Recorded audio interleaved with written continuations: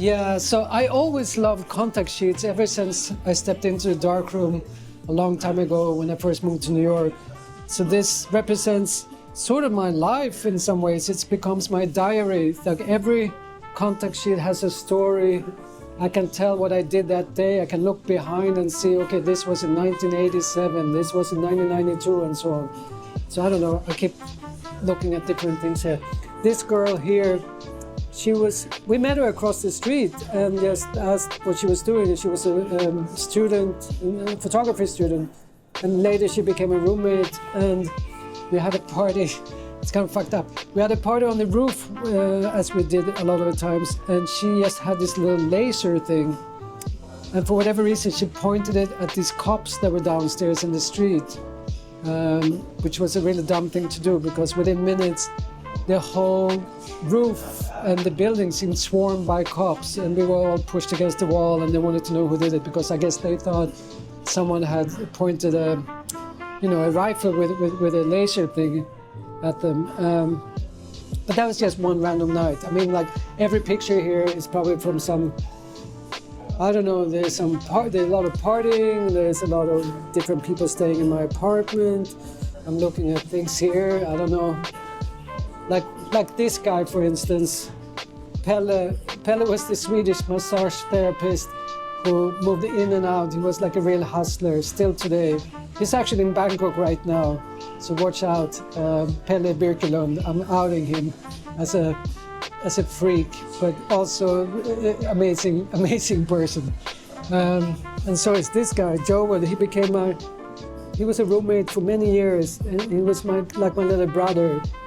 It was, I don't know, it's just every fucking contact sheet has people on there which impacted my life. And I'm glad I have these sheets, because I wouldn't remember half of it, because it's all very blurry looking back at that time when New York was really, I don't know, every day felt like an adventure. Like every day you never knew how the day was going to play out. And I don't really feel that way about New York anymore. It became too expensive, and people didn't really, artists can't afford to be there anymore. So that's when Bangkok became kind of rescued me in a way. I feel Bangkok still has that very much, where you can be creative and artists can afford to do their thing. I love Bangkok, and I love contact sheets. So I make these contact sheet installations. I've done quite a few of them over the years. I've done them in Tokyo, in New York, and in Bangkok. And for the video, what is the story that you got sponsored or to shoot one roll? Oh yeah. So when I stepped into the darkroom and worked as a printer in the darkroom with this fine art photographer Ralph Gibson, he kind of made a deal with me. He said, as long as you shoot one roll of film a day, I will provide the film. So I thought that was great, very generous. So I would have free film, plus I had access to the darkroom, so I could develop the film and print. He even provided paper. So for many years, that was my goal, to shoot one roll of film a day, which became my diary. So these contact sheets represent my life, that I can no longer remember exactly what happened, but I can look at the contact sheets and find out what I did that particular year.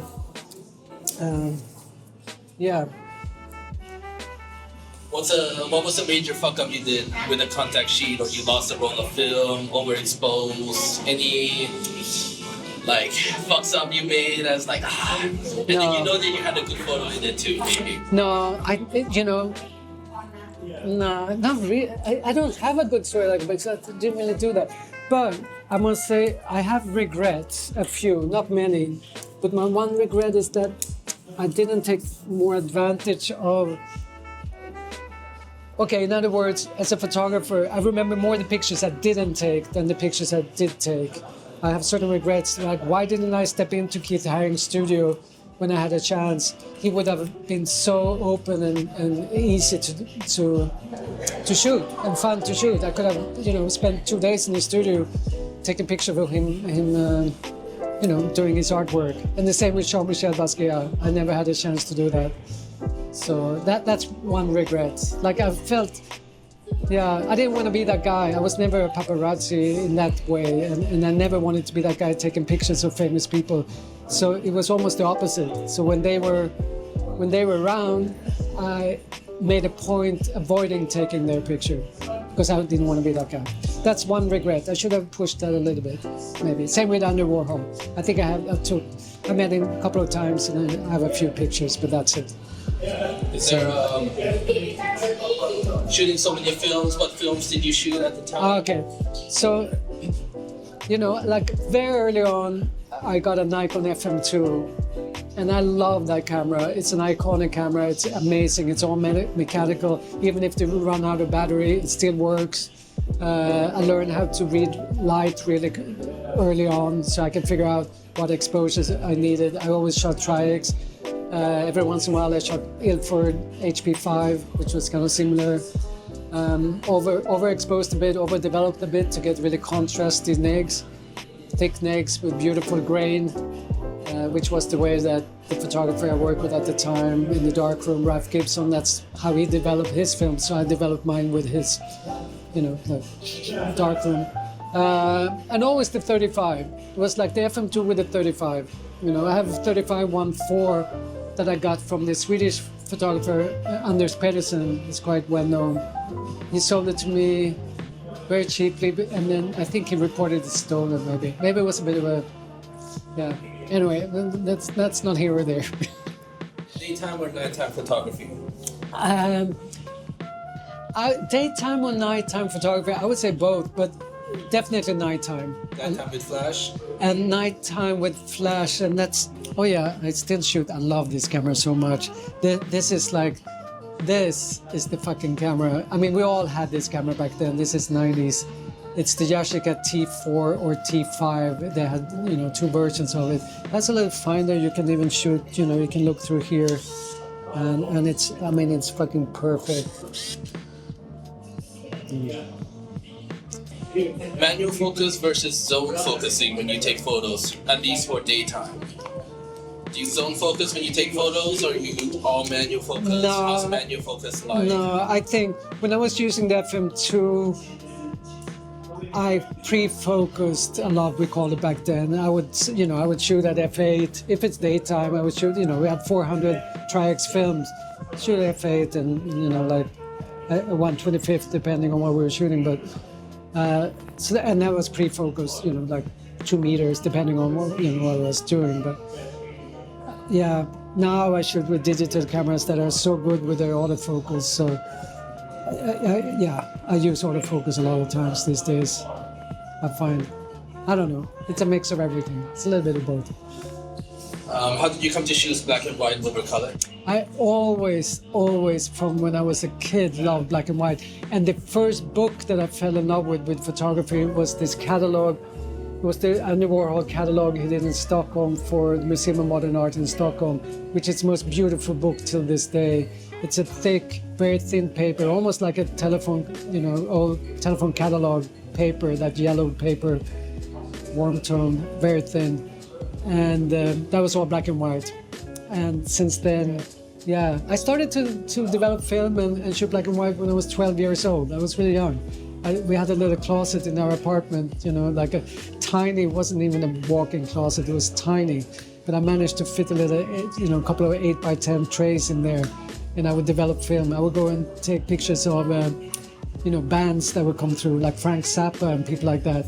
And I would develop the film, make prints, and sell the next day. I mean, I wasn't 12. I was probably more like 14, 15 years old at the time. But I realized this is what I love, and I always loved black and white. So, what kind of photographer would you describe yourself to be? I think I've always tried to find that hard when people ask what kind of photography I do and so on. But lately I came up with this thing. I think I read it. I think it was a Japanese photographer who introduced the word in Japanese and I had it translated. I take autobiographical pictures. That's what I do. I take pictures of whatever goes on in my life around me. I think that sums it up really well, actually. Could you describe your most important photo that like affected other people? Is there a photo in mind?